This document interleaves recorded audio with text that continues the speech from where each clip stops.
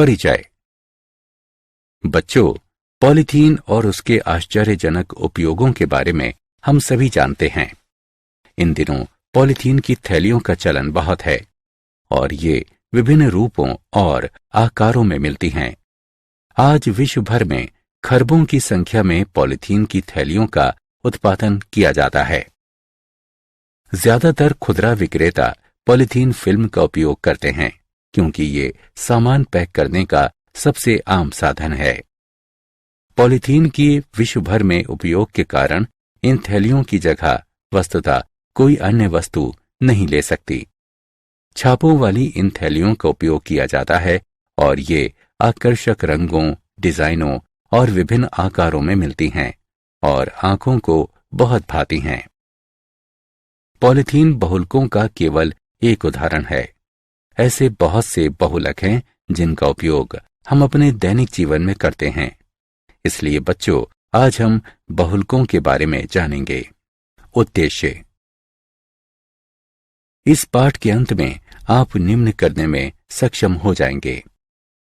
बहुलकों को परिभाषित करना, समबहुलकों और सहबहुलकों को परिभाषित करना, बहुलकों का वर्गीकरण करना, बहुलकन अभिक्रियाओं के प्रकारों की व्याख्या करना, मुक्त मूलक बहुलकन को परिभाषित करना, अलग अलग बहुलकों को समझना, रबड़ की जानकारी प्राप्त करना, बहुलकों के आणविक द्रव्यमान की गणना करना, जैव निम्नकरणीय बहुलकों को परिभाषित करना। परिभाषा। बहुलक बड़ी संख्या में छोटे अणुओं के संयोग से बने उच्च आणविक द्रव्यमान का एक यौगिक होता है। बहुलक आधुनिक रासायनिक उद्योग के मुख्य उत्पाद हैं जो मौजूदा समाज की रीढ़ का निर्माण करते हैं। अपने दैनिक जीवन में हम प्लास्टिक की तश्तरियों, प्यालियों, मोटर गाड़ियों के टायरों और सीट कवरों, प्लास्टिक की थैलियों, बरसातियों, रेडियो, टीवी और कंप्यूटर के कैबिनेटों, कपड़े के भारी मात्रा में सिंथेटिक धागों, सिंथेटिक सरेसों, फर्श सामग्री और जैव चिकित्सा तथा शल्य चिकित्सा की वस्तुओं जैसी बहुत सी वस्तुओं का उपयोग करते हैं जिनका आधार बहुलक होते हैं। समबहुलक एवं सहबहुलक। वे लघु अणु जो किसी बहुलक में पुनरावृत्त इकाइयों का निर्माण करते हैं एकलक इकाइयां कहलाते हैं। जिस विधि से एकलकों का बहुलकों में रूपांतरण होता है उसे बहुलकन विधि कहा जाता है। उदाहरण, पॉलीएथिलीन एक बहुलक है जो एथिलीन के बहुलकन से प्राप्त होता है। एथिलीन अणु एकलक इकाइयां कहलाते हैं। पुनरावृत्त संरचनात्मक इकाइयों के स्वरूपों के अनुरूप बहुलकों का दो विस्तृत श्रेणियों में विभाजन किया जाता है। समबहुलक एक ही प्रकार के एकलकों से निर्मित बहुलक समबहुलक कहलाते हैं। उदाहरण, पीवीडीएफ वाइनिटिलीन फ्लोराइड से बनता है।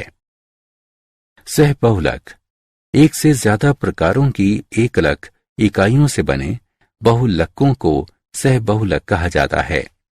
उदाहरण, ब्यूना एस रबर 1,3 ब्यूटाडीन और स्टायरीन से बनता है।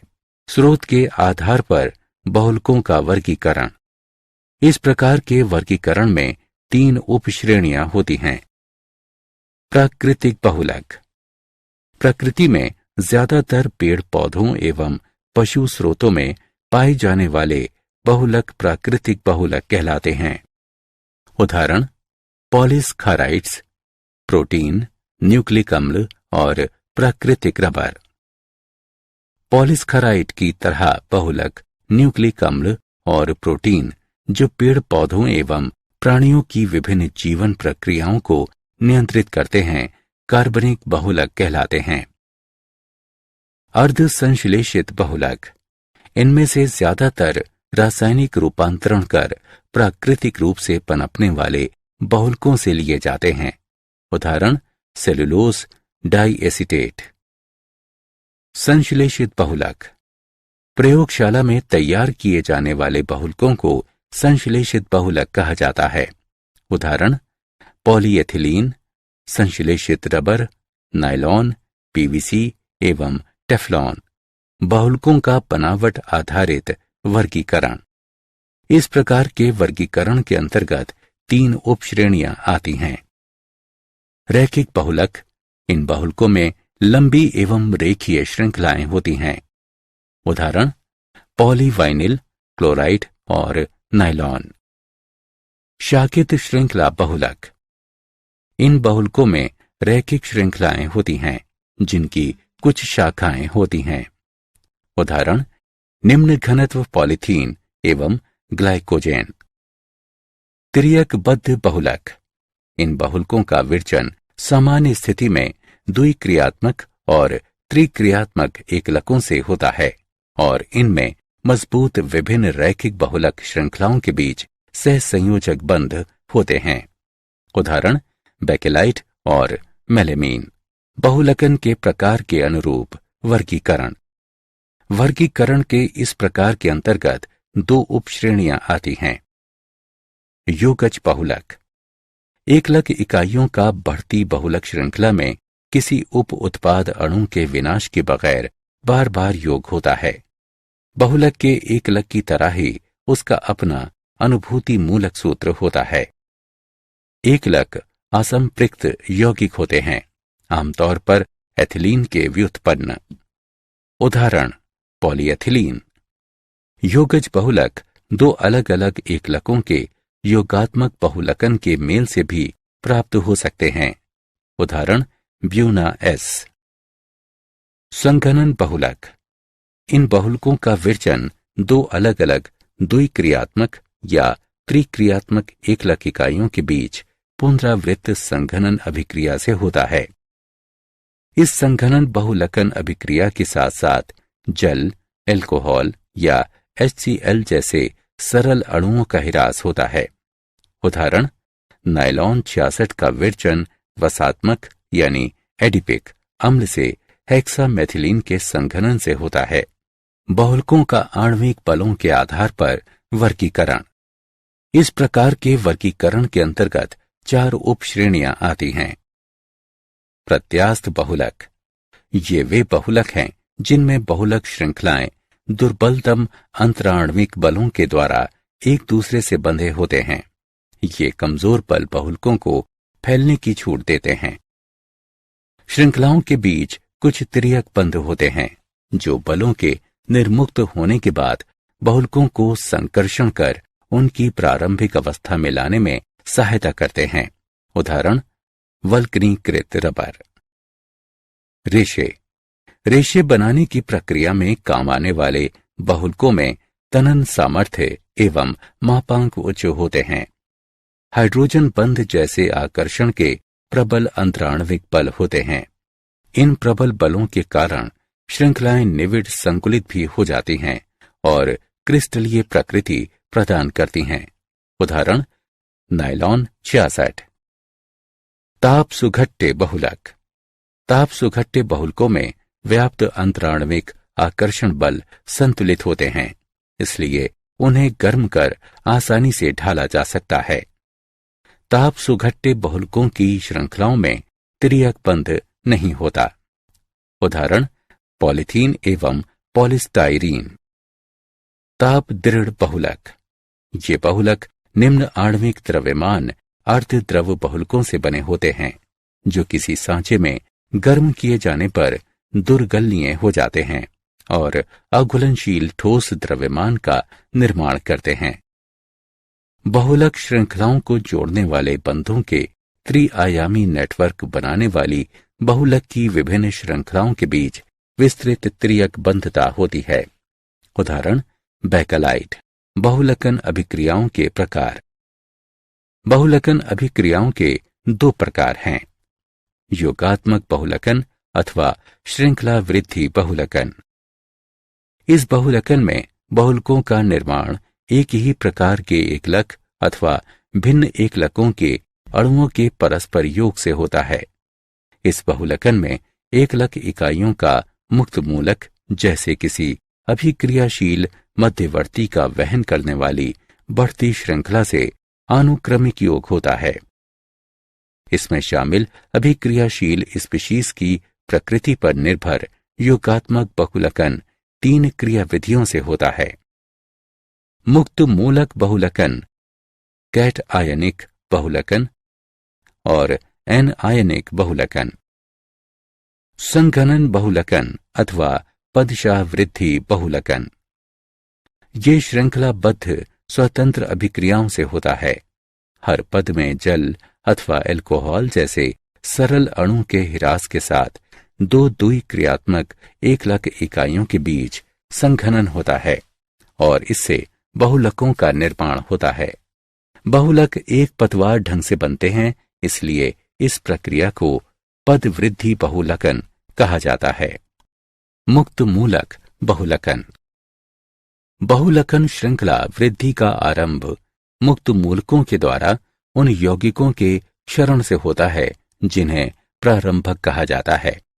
उदाहरण, एथिलीन का बहुलकन मुक्त मूलक तंत्र के द्वारा होता है। जब इसे 1000 परमाणु के दाब पर किसी प्रारंभक की अल्प मात्रा के साथ गर्म किया जाता है, जो क्षारित होकर मुक्त मूलकों को जन्म देता है। मुक्त मूलक बहुलकन निम्न चरणों में होता है। श्रृंखला प्रारंभन। इसमें प्रारंभक का क्षरण होने के फलस्वरूप मुक्त मूलकों का विरचन होता है। मुक्त मूलक R. एल्कीन एकलक के द्विबंध से जुड़ जाता है, जिससे एक बृहत्तर आकार के मुक्त मूलक का जन्म होता है। श्रृंखला संचरण। नए और अधिक बड़े आकार के मूलकों के साथ ऊपर वर्णित अनुक्रम की पुनरावृत्ति से ये अभिक्रिया आगे बढ़ती है। एथिलीन की अनुक्रमिक इकाइयों के योग से श्रृंखलाएं तब तक संचरण करती रहती हैं जब तक कि संयोजन या वैषम्य उन्हें रोक नहीं देता। श्रृंखला समापन। बढ़ते बहुलकों की समाप्ति पर ये मूलक अपने आप से एक हाइड्रोजन अणु को अलग भी कर सकता है। श्रृंखला शाखन। इससे श्रृंखला शाखन होता है। पॉलीथीन। पॉलीथीन सबसे ज्यादा उपयोग किए जाने वाला योगज बहुलक है। आजकल 2 प्रकार की पॉलीथीन तैयार की जाती हैं और उनके गुण अलग अलग होते हैं। अल्प घनत्व पॉलीथीन। इसे डाइऑक्सीजन या पेरोक्साइड की उपस्थिति में 350 से 570 केल्विन और 1000 से 2000 परमाणु दाब पर तैयार किया जाता है। इस प्रकार तैयार पॉलीथीन की एक शाखित श्रृंखला संरचना होती है। शाखन के कारण अणुओं की बंधने की क्षमता अच्छी नहीं होती और इसीलिए इसका घनत्व और गलनांक न्यून होते हैं। अल्प घनत्व पॉलीथीन रसायनतः अक्रिय या जड़ होती है। ये कठोर किंतु लचीली और विद्युत की अल्पचालक होती है। इसका उपयोग सामानों के लिए पैकेज के रूप में बड़े पैमाने पर होता है। इसका उपयोग बिजली के तारों के विद्युत रोधन और खिलौनों के निर्माण में किया जाता है। उच्च घनत्व पॉलीथीन। इसका उत्पादन एथिलीन के समन्वयन बहुलकन से किया जाता है। इसमें एथिलीन को सिगलर नट्टा की उपस्थिति में 330 से 350 केल्विन पर गर्म किया जाता है। इस तरह तैयार इस पॉलीथीन में बहुलक अणुओं की रैखिक श्रृंखलाएं होती हैं। इन श्रृंखलाओं की बंधने की उच्च क्षमता के कारण इस पॉलीथीन का घनत्व और गलनांक उच्च होते हैं। उच्च घनत्व पॉलीथीन एक पारभासी बहुलक होती है। ये रसायनतः अक्रिय होती है, किंतु इसमें तनन सामर्थ्य, कठोरता और दृढ़ता अधिक होती है।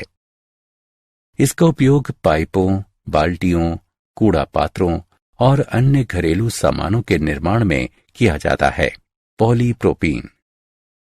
प्रोपिलीन पॉलीप्रोपीन का बहुलक होता है। इसका विरचन सिगलर नट्टा की उपस्थिति में प्रोपिलीन को गर्म कर किया जाता है। सामान्य मूलक श्रृंखला बहुलकन उच्च क्रिस्टलीय आइसोटैक्टिक पॉलीप्रोपिलीन का विरचन करता है। ये पॉलीथीन से अधिक दृढ़ और प्रबल बहुलक होता है। इसका उपयोग वस्त्र और खाद्य सामग्री की पैकिंग के लिए किया जाता है। इसका उपयोग मोटर गाड़ियों के सीट कवरों, दरी के रेशों और रस्सियों के निर्माण हेतु किया जाता है। इसका उपयोग पानी के पाइपों और वॉशिंग मशीन के पुर्जों के निर्माण के लिए किया जाता है। पॉलीटेट्राफ्लोरोएथिलीन यानी टेफ्लॉन। टेट्राफ्लोरोएथिलीन अणु पॉलीटेट्राफ्लोरोएथिलीन की एकलक इकाई होते हैं। इसका निर्माण अमोनियम पेरोक्साइड की उपस्थिति में दाब के अधीन किया जाता है। यह एक अति कठोर पदार्थ है जो ताप, अम्ल या क्षार क्रिया का रोधी होता है। ये बिजली का कुचालक है। इसका उपयोग बर्तन भांडों को अचिपकाऊ यानी नॉनस्टिक बनाने के लिए उन पर मुलम्मा चढ़ाने में किया जाता है। इसका उपयोग सील एवं गैस्केट बनाने में किया जाता है जो दबावों को झेल सकते हैं। इसका उपयोग उच्च क्षमता के विद्युत संयंत्रों के लिए रोधन के रूप में किया जाता है। पॉलीएक्रिलोनाइट्राइल PAN ये एक संश्लेषित अर्धक्रिस्टलीय कार्बनिक बहुलक रेजिन है। पेरोक्साइड उत्प्रेरक की उपस्थिति में एक्रिलोनाइट्राइल के योगज बहुकलन से पॉलीएक्रिलोनाइट्राइल बनता है। हालांकि ये ताप सुखट्य होता है, किंतु ये सामान्य स्थितियों में गलता नहीं है। PAN रेशे दाग, रासायनिक पदार्थ, कीट और कवकरोधी होते हैं। इसका उपयोग ऊन की प्रतिस्थापी के रूप में और लोन के उत्पादन में किया जाता है, जिसका उपयोग कपड़े, दरियां और कंबल बनाने में किया जाता है। पॉलीएमाइड श्रृंखला में एमाइड जोड़ से युक्त बहुलकों को पॉलीएमाइड कहा जाता है। नायलॉन 66 ये वसात्मक एडिपिक अम्ल और हेक्सामेथिलीन डाइएमीन का एक बहुलक है। इसे बुनाई उपकरणों से किसी चादर या रेशों में ढाला जा सकता है। नायलॉन रेशों का तनन सामर्थ्य उच्च होता है। वे कठोर और अपघर्षण रोधी होते हैं। वे स्वभाव से लचीले भी होते हैं। इसका उपयोग ब्रिस्ल और ब्रशों के निर्माण में किया जाता है। इसका उपयोग वस्त्र उद्योग में दरियां और वस्त्र बनाने में किया जाता है। इसका उपयोग इलास्टिक हौसरी में मरोड़दार नायलॉन के रूप में किया जाता है। नायलॉन 6 ये कैप्रोलैक्टम एकलक से प्राप्त होता है। जल अपघटन के साथ 6 एमिनो कैप्रोइक अम्ल में गर्म किए जाने और गर्म करना जारी रखने पर कैप्रोलैक्टम स्वतः संघनित और बहुलकित हो जाता है, जिसके फलस्वरूप नायलॉन 6 बनता है। इसका उपयोग टायर के तारों, वस्त्रों और रस्सियों के उत्पादन में किया जाता है। पॉलिएस्टर वे बहुलक जिनमें ईस्टर जोड़े होते हैं पॉलिएस्टर कहलाते हैं। ये बहुलक डायोल के साथ डाई एसिड के संघन बहुलकन क्रिया से तैयार किए जाते हैं। टेरिलीन डेक्रॉन ये एथिलीन ग्लाइकॉल एवं टेरिफिथैलिक अम्ल की संघनन बहुलकन क्रिया से तैयार किया जाता है। ये बहुलकन जिंक एसिटेट एवं अंजन ट्राइऑक्साइड यानी एंटिमनी ट्राइऑक्साइड युक्त उत्प्रेरक की उपस्थिति में 420 से 460 के ताप पर किया जाता है। टेरिलीन के रेशे दृढ़, क्रीजरोधी, टिकाऊ और अल्प आर्द्रता अवशोषण क्षमता वाले होते हैं। इसका उपयोग धवन और पहनने के कपड़ों, टायर के तारों और सीट बेल्टों के निर्माण में किया जाता है। इसका उपयोग रुई और ऊन का सम्मिश्रण बनाने में किया जाता है, जिससे उनमें निखार आता है और उनकी झुर्रियां तथा कटफट रोधी क्षमता में वृद्धि होती है। फिनॉल फॉर्मेल्डिहाइड बहुलक यानी बेकेलाइट। ये बहुलक क्षारीय माध्यम में फिनॉल और फॉर्मेल्डिहाइड की अभिक्रिया से तैयार किए जाते हैं। बेकेलाइट एक तिर्यकबद्ध ताप दृढ़ बहुलक है। अल्पमान के बहुलकन वाले कोमल बेकेलाइटों का उपयोग बंधक सरेस के रूप में लकड़ी के तख्तों पर परत जमाने के लिए वार्निश और प्रलाक्ष यानी लैकर बनाने में किया जाता है। उच्च मान के बहुलकन से दृढ़ बेकेलाइट बनता है, जिसका उपयोग कंघियां, फाउंटेन पेन के पीपे, ग्रामोफोन के रिकॉर्ड्स, बिजली के सामान और कई अन्य वस्तुएं बनाने में किया जाता है। सल्फोनीकृत बेकेलाइटों का उपयोग गुरुजल को कोमल बनाने के लिए आयन विनिमय रेजिनों के रूप में किया जाता है। मेलेमीन फॉर्मेल्डिहाइड बहुलक। मेलेमीन और फॉर्मेल्डिहाइड के सह बहुलकन से मेलेमीन फॉर्मेल्डिहाइड बहुलक बनता है। मेलेमीन बहुलक बिल्कुल सख्त होता है और इसका उपयोग प्लास्टिक के बर्तन बनाने में किया जाता है। मेलेमीन से बनी प्यालियां, तश्तरियां और अन्य वस्तुएं गिरने पर टूटती नहीं। प्राकृतिक रबर। प्राकृतिक रबर कार्बनिक यौगिक, पॉलीआइसोप्रीन और कुछ अन्य कार्बनिक यौगिकों तथा जल का मिश्रण होता है। ये कुछ पौधों से उत्पन्न दूध या कोलाइट लेटेक्स से मिलता है। इन पौधों में चीरा अर्थात इनकी छाल में एक चीरा लगा दिया जाता है और उससे चिपकाऊ दूध या लेटेक्स का संग्रह किया जाता है और फिर उसका शोधन कर रबर बनाई जाती है। रबर का वल्कनीकरण। ये वो प्रक्रिया है जिसमें रबर में अधिक से अधिक तिर्यक बंध डाले जाते हैं और उसकी बनावट में परिवर्तन किया जाता है, जिससे इसके प्लास्टिक गुण में कमी आती है। इसका चिपकाऊपन कम हो जाता है। इसमें कार्बनिक द्रव्यों के कारण होने वाले फुलाव को रोकने की क्षमता आ जाती है और इसके लचीलेपन में वृद्धि होती है। रबर को गंधक के साथ गर्म किया जाता है। इसका उपयोग मोटर गाड़ी के टायरों के निर्माण में किया जाता है। संश्लेषित रबर। ब्यूटाडाइन अथवा उसके व्युत्पन्नों के बहुलकन से प्राप्त रबर संश्लेषित रबर कहलाते हैं। ये तापरोधी, तेल और विलायक रोधी अधिक लचीले होते हैं और इनमें अपघर्षण रोधन क्षमता अधिक होती है। संश्लेषित रबरों का विरचन। नियोप्रीन। नियोप्रीन क्लोरोप्रीन के मुक्त मूलक बहुलकन से बनता है। ये ताप प्रतिरोधी होता है। ये वनस्पति एवं खनिज तेलों का प्रतिरोधी होता है। इसका उपयोग वाहक पट्टियां, गैस्केट और हौज बनाने में किया जाता है। Buna N. ये 1,3 ब्यूटाडाइन और एक्रिलोनाइट्राइल के सह बहुकलन से प्राप्त होता है। ये पेट्रोल, तेल और कार्बनिक विलायकों का प्रतिरोधी होता है। इसका उपयोग तेल सली और टंकी के लिए स्तर बनाने में किया जाता है। बहुलकों का आणविक द्रव्यमान। बहुलकों के निर्माण के दौरान बहुलकों की श्रृंखलाओं की लंबाई उनके निकट पाए जाने वाले एकलकों पर निर्भर करती है।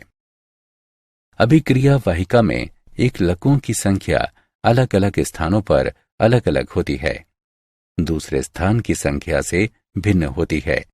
इसलिए किसी बहुलक में विभिन्न लंबाइयों की श्रृंखला हो सकती है और यही कारण है कि आणविक द्रव्यमान हमेशा औसत के रूप में निकाला जाता है। इस औसत को भार औसत आणविक द्रव्यमान कहा जाता है। इस प्रकार के आणविक द्रव्यमानों के अनुपात को बहुपरिक्षेपी सूचकांक यानी पॉलीडिस्पर्सिटी इंडेक्स कहा जाता है। प्राकृतिक बहुलकों में पीडीआई का मान इकाई होती है, किंतु संश्लेषित बहुलकों में पीडीआई का मान इकाई से बड़ा होता है। पीडीआई का उपयोग किसी बहुलक की एकरूपता के निर्धारण के लिए किया जाता है। जैव निम्नीकरणीय बहुलक। जैव निम्ननीकरणीय बहुलकों को किण्वक उत्प्रेरित अभिक्रियाओं से छोटे टुकड़ों में तोड़ा जा सकता है। इसके लिए आवश्यक किण्वक सूक्ष्म जीवों द्वारा तैयार किए जाते हैं। श्रृंखला वृद्धि बहुलकों के कार्बन कार्बन बंध किण्वक उत्प्रेरित अभिक्रियाओं के प्रति अक्रिय होते हैं और इसीलिए वे गैर जैव निम्ननीकरणीय होते हैं। इन बहुलकों को जैव निम्ननीकरणीय बनाने के लिए हमें श्रृंखलाओं में कुछ बंध डालने होते हैं ताकि ये किण्वकों द्वारा आसानी से टूट सकें। किसी बहुलक को जैव निम्नीकरणीय बनाने के लिए बहुलक में हाइड्रोलाइजेबल एस्टर ग्रुप का अंतर्वेशन सबसे उत्कृष्ट विधि है। उदाहरण, अगर मूलक बहुलकन से गुजर रहे किसी एल्कीन में एसिटल मिलाया जाए तो बहुलक में एस्टर ग्रुप का अंतर्वेशन हो जाएगा। बहुलक में उपस्थित दुर्बल कणियों में प्रकिण्व उत्प्रेरित हाइड्रोलिसिस के प्रति सुग्राहिता होती है। पॉलीहाइड्रॉक्सी ब्यूट्रिएट को बीटा हाइड्रॉक्सी वैलेरेट, ये 3 हाइड्रॉक्सी ब्यूट्रिक अम्ल और 3 हाइड्रॉक्सी पेंटेनाइक अम्ल का एक सहबहुलक है।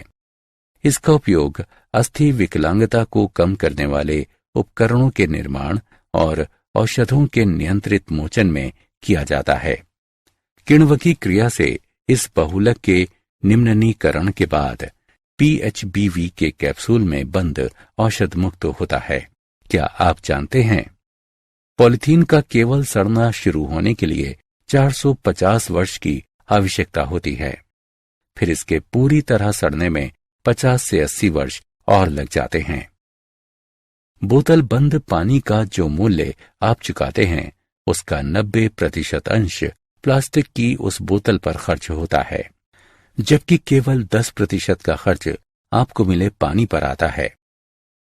दुनिया भर का मत्स्य उद्योग भारी मात्रा में पॉलीथीन का कचरा महासमुद्रों में फेंकता है। पैकेजिंग, प्लास्टिक के जालों, डोरियों और प्लवनशील पदार्थों समेत हर वर्ष 1.5 लाख टन कचरा पानी में डाला जाता है। सारांश, आइए हमने जो कुछ सीखा है उसे संक्षेप में दोहराएं। एक बहुलक भारी संख्या में सूक्ष्म अणुओं के योग से बना उच्च आणविक द्रव्यमान का यौगिक होता है। योगज बहुलकों में बहुलक की बढ़ती श्रृंखला में किसी भी उप उत्पाद अणु के ह्रास के बगैर एकलक इकाइयों का बार बार योग होता है। संघनन बहुलक 2 अलग अलग द्विक्रियात्मक अथवा त्रिक्रियात्मक एकलक इकाइयों के बीच पुनरावृत्त संघनन अभिक्रिया से बनते हैं। जिन बहुलकों में बहुलक श्रृंखलाएं आपस में दुर्बलतम अंतराण्विक बलों से जुड़ी रहती हैं उन्हें प्रत्यास्थ बहुलक कहा जाता है। ताप दृढ़ बहुलक अल्प आणविक द्रव्यमान अर्धद्रव्य बहुलकों से बनते हैं जो किसी सांचे में गर्म करने पर दुर्गलनीय बन जाते हैं और एक अघुलनशील कठोर पिंड बनाते हैं। श्रृंखला के एमिड बंध वाले बहुलक पॉलीएमिड कहलाते हैं। प्राकृतिक रबर कार्बनिक यौगिक पॉलीआइसोप्रीन और कुछ अन्य कार्बनिक यौगिकों तथा जल के मेल से बनता है। जैव निम्ननीकरणीय बहुलक किण्वक उत्प्रेरित अभिक्रियाओं से छोटे छोटे टुकड़ों में टूट सकते हैं। इसके लिए आवश्यक किण्वक सूक्ष्म जीवों के द्वारा उत्पन्न किए जाते हैं।